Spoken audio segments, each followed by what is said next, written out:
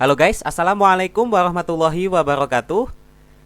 Apa kabar semuanya? Kita akan lanjutkan latihan soal persiapan UTBK 2021 dengan materi teori bilangan. Ini memasuki video yang kedua. Nah, di sini kita akan lanjutkan bahas soal nomor 8 sampai dengan nomor 14.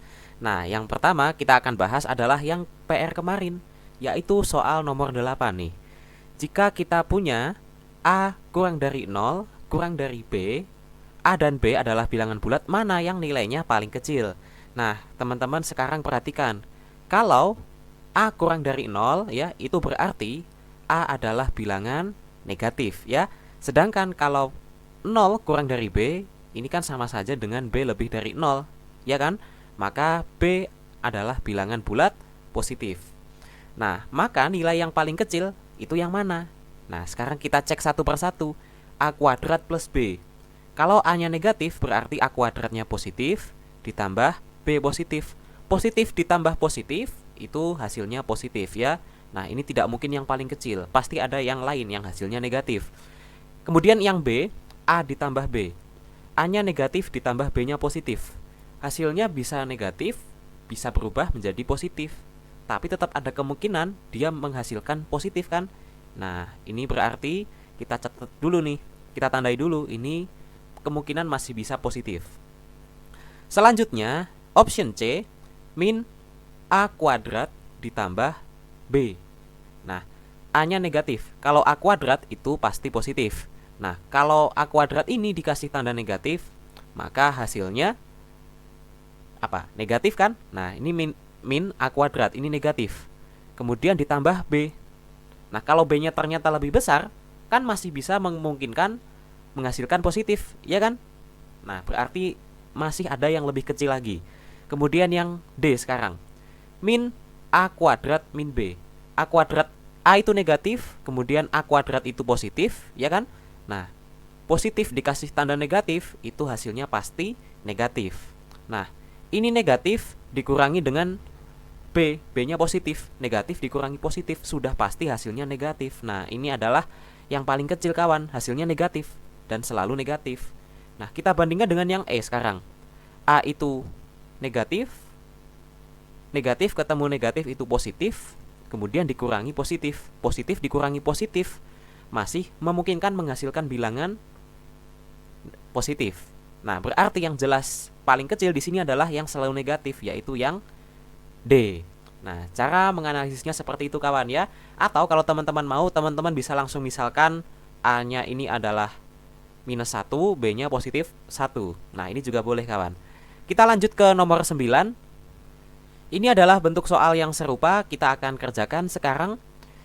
P di antara min 1 sampai 0 dan 0 di antara dan Q adalah 0 sampai 1. Mana yang nilainya paling besar? Nah, sekarang kita kerjakan kawan.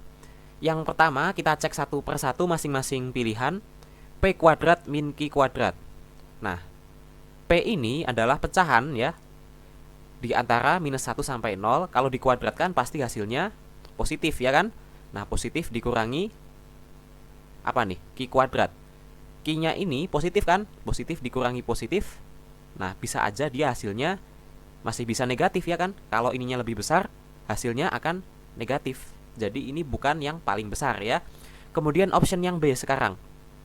Q kuadrat min P kuadrat. Nah, kita cek nih. Q itu positif, kalau dikuadratkan positif. Oke, hasilnya positif. Dikurangi P kuadrat. P-nya negatif ya. P kuadrat itu pasti positif ya, karena apapun kalau dikuadratkan akan menjadi positif. Nah, positif dikurangi positif itu masih bisa menghasilkan negatif ya, kalau yang ini lebih besar ya. Jadi ini bukan yang paling besar. Kemudian yang C sekarang. Q dikurangi P kuadrat. Q-nya itu positif ya, dikurangi P kuadrat. P itu negatif. Kemudian dikuadratkan hasilnya positif. Positif dikurangi positif itu masih bisa negatif kalau yang ini lebih besar ya kan. Selanjutnya Q kuadrat ditambah P. Q-nya ini adalah positif, berarti Q kuadratnya positif ditambah dengan P. P ini negatif ya. Positif ditambah negatif, hasilnya masih bisa negatif ya, kalau negatifnya ini pengaruhnya lebih kuat. Nah, tinggal yang E, Apakah kita buktikan bahwa E ini hasilnya paling besar? Sekarang kita buktikan. Q itu positif. Kalau Q kuadrat berarti positif.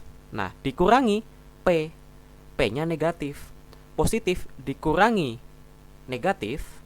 Nah, positif dikurangi negatif. Negatif ketemu negatif jadi plus. Maka hasilnya selalu positif. Maka yang paling besar nilainya adalah yang E. Nah, seperti itu kawan ya, cara menganalisis masing-masing jawaban. Kalau mau dimisalkan itu juga nggak apa-apa ya. Oke, sekarang kita lanjut ke nomor 10. Nah, nomor 10 bentuk soalnya sedikit dimodifikasi. Kita akan mencari mana bilangan yang selalu negatif ya, apabila kita punya A kurang dari 0 kurang dari B. Nah, kalau kita punya bentuk ini, itu berarti A-nya bilangan negatif kan, karena di bawah 0. Kemudian B-nya adalah bilangan positif, karena di atas 0. Nah, sekarang kita cek satu persatu. A kuadrat ditambah B. A-nya negatif, ya. A-nya negatif, kalau dikuadratkan itu menjadi positif. Positif ditambah B-nya, B-nya positif. Nah, positif ditambah positif itu hasilnya ya jelas selalu positif. Berarti ini bukan jawabannya. Ya. Option B, A ditambah B. Negatif, A-nya negatif ditambah B-nya positif. Nah, negatif ditambah positif bisa aja menghasilkan positif, ya kan? Kalau yang plusnya ini lebih banyak, ya, berarti bukan jawabannya. Option C, min A kuadrat ditambah B. A itu negatif, kalau dikuadratkan hasilnya positif. Nah, A kuadrat yang positif ini kalau dikasih tanda negatif, maka hasilnya selalu negatif. Ditambah dengan B, B-nya ini positif. Nah, negatif ditambah positif itu masih bisa positif kalau yang ininya, yang positifnya itu lebih kuat pengaruhnya. Kemudian min A kuadrat min B. A-nya itu negatif, berarti A kuadratnya ini selalu positif. Nah, min A kuadrat berarti menjadi negatif ya. Nah, dikurangi dengan B. B-nya ini positif. Nah, ini kawan-kawan perhatikan, negatif dikurangi bilangan positif, hasilnya pasti selalu negatif, ya. Nah, berarti jawabannya yang D. Nah, E ini salah. Kenapa? Oke, kita coba ya. Min B, B itu positif. Negatif ketemu positif itu negatif, dikurangi dengan A. A itu adalah negatif. Nah, negatif dikurangi negatif, ya. Negatif ketemu negatif itu plus. Nah, kalau plusnya lebih besar, berarti bisa aja positif, ya kan? Berarti sudah jelas jawabannya yang D. Oke, lanjut nomor 11. Nah, ini adalah varian soal yang berbeda. Kita akan mencari mana yang tidak bisa menghasilkan bilangan bulat. Oke, kita uji dari yang A. Akar N plus 1. Akar ini masih bisa menghasilkan bilangan bulat. Kalau misalnya akarnya itu akar 64, intinya yang merupakan bilangan kuadrat. Mau ini diubah menjadi N plus 1, kemudian N plus 3, N min 5 itu nggak ngaruh. Pasti masih bisa bilangan bulat. Ini bukanlah jawabannya. Apalagi option yang B, ini adalah faktorial. Faktorial itu perkalian bilangan bulat, berarti ini bukan jawabannya. Nah, tinggal C, D, E. Kita opsi dulu yang D, akar N pangkat akar N.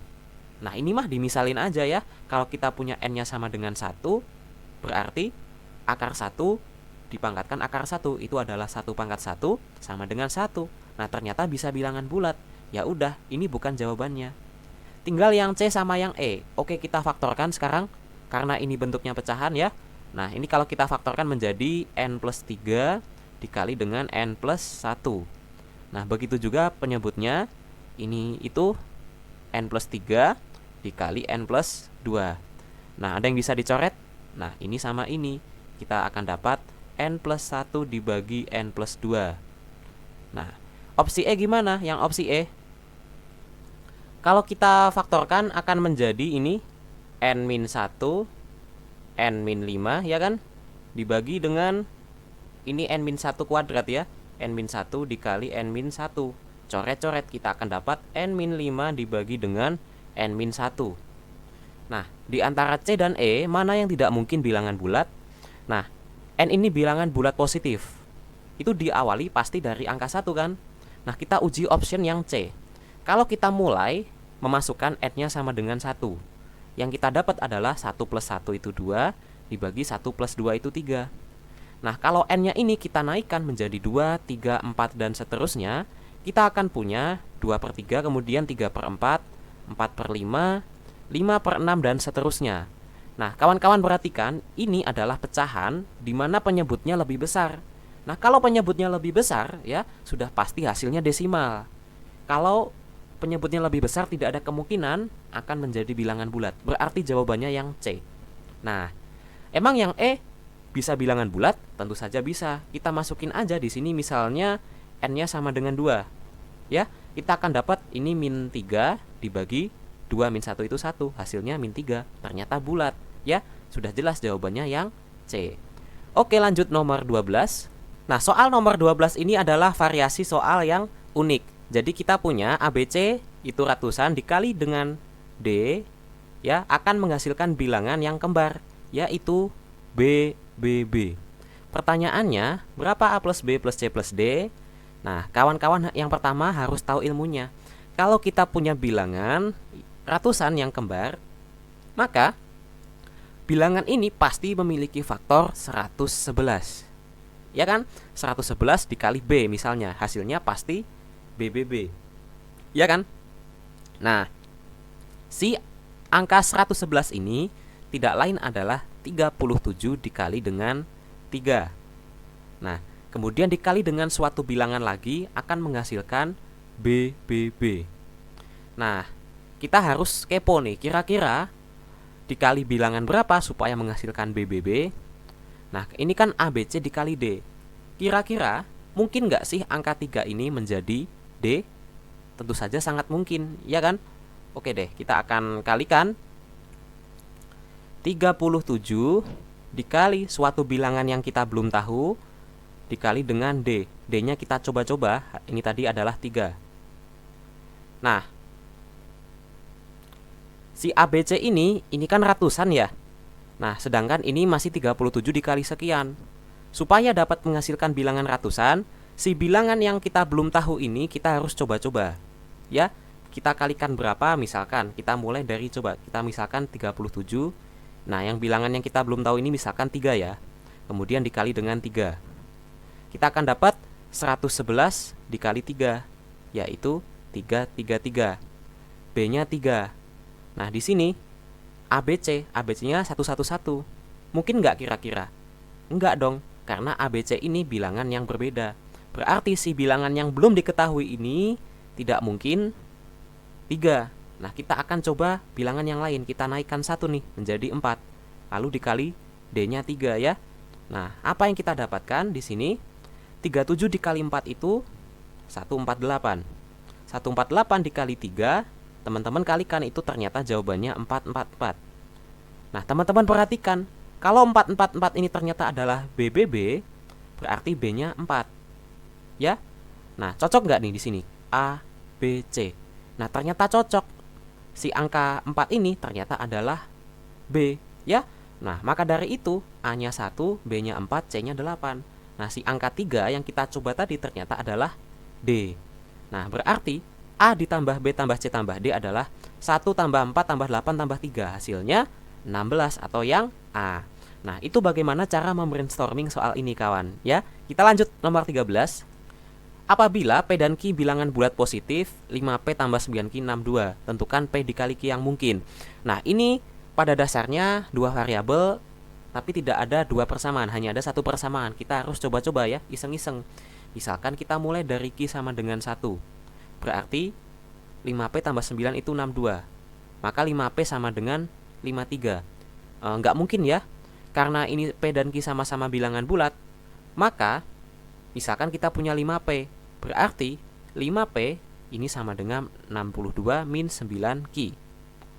Nah, teman-teman harus tahu ciri-ciri suatu bilangan itu kelipatan 5. Nah, berarti bilangan yang di sini itu harus memiliki akhiran 0 atau kalau enggak 5. Nah, gimana caranya? Ya kita cari berapa nilai Q yang menghasilkan ini berakhiran 5 atau 0. Nah, kita coba ya, misalnya Q sama dengan 3. Kita akan punya 62 min 9 kali 3. 62 min 27 itu 35. Nah, ternyata udah menghasilkan bilangan kelipatan 5.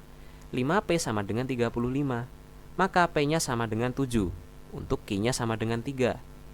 Nah, kita cek sekarang, apakah kalau P-nya 7, Q-nya 3, kalau menghasilkan salah satu option jawaban. Kita cek ya. P-nya 7, Q-nya 3. Kalau dikalikan menghasilkan 21. Loh, ternyata ada jawabannya, yaitu yang A. Selanjutnya nomor 14, kita punya suatu bilangan 7AB5. Ini adalah bilangan ribuan. Nah, kelipatan 225. Nah, teman-teman harus tahu, apabila suatu bilangan adalah kelipatan 225, nah 225 itu kan adalah 25 dikali 9. Ya kan? Berarti dia merupakan bilangan kelipatan 25 sekaligus kelipatan 9. Nah, kita harus tahu ciri-ciri bilangan yang seperti ini. Kalau suatu bilangan kelipatan 25, maka berarti dua bilangan terakhir ini kalau tidak 25, akhirannya ya 75. Hanya ada dua pilihan ini, ya kan? Sedangkan kalau suatu bilangan kelipatan 9, itu ketika bilangan-bilangan ini dijumlahkan, hasilnya adalah suatu bilangan yang kelipatan 9. Nah, dari karakteristik ini teman-teman harus tahu bahwa ternyata akhirannya ini B5 ini, B-nya kalau tidak 2 ya 7. Nah, kita harus coba satu persatu. Misalkan B-nya ternyata ini 2. Nah, berarti kita akan punya 7A25. Nah, supaya menjadi kelipatan 9, 7 ditambah 2 ditambah 5 itu 14. Bilangan kelipatan 9 yang setelah 14 itu adalah 18. Ya, supaya menjadi 18, maka A-nya ini haruslah angka 4. Kita akan punya 7425. Nah, apakah ini memenuhi? Ternyata tidak, karena yang di soal inginkan itu di antara 7500 sampai 7999. Berarti bukan ini. Oke deh, sekarang kita ganti B-nya adalah 7, ya, 75. Nah, kita akan punya 7A75. Nah, supaya menjadi kelipatan 9, ya, 7 ditambah 7 ditambah 5 itu 19. Supaya kita akan dapat kelipatan 9 sesudahnya itu adalah 27, maka A-nya ini berapa? A-nya ini haruslah angka 8. Ya kan? 7 ditambah 8 ditambah 7 ditambah 5 itu 27. Kelipatan 9 kan? Nah, kita akan dapat 7875. Nah, ternyata memenuhi yang soal inginkan. Maka kita akan punya A plus B-nya ini adalah 8 ditambah 7, yaitu 15. Nah, seperti itu kawan, cara mengerjakannya. Kita lanjut ke nomor terakhir. Nah, ini adalah soal yang sangat mirip dengan nomor 12 tadi. Nah, teman-teman, bedanya adalah sekarang hasilnya DDD. Tadi adalah BBB ya, sekarang DDD. Berapa A plus B plus C yang mungkin? Nah, teman-teman kerjakan di rumah atau diskusikan di kolom komentar. Terima kasih sudah menyimak, semoga ilmunya bermanfaat. Wassalamualaikum warahmatullahi wabarakatuh. See you next time.